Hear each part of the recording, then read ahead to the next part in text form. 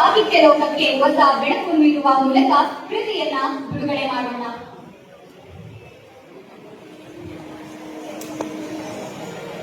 ಎಲ್ಲರೂ ಕೃತಿಯ ಲೋಕಾರ್ಪಣೆಗಾಗಿ ಚಪ್ಪಾಳೆ ತಟ್ಟಬೇಕಾಗಿ ವಿನಂತಿ.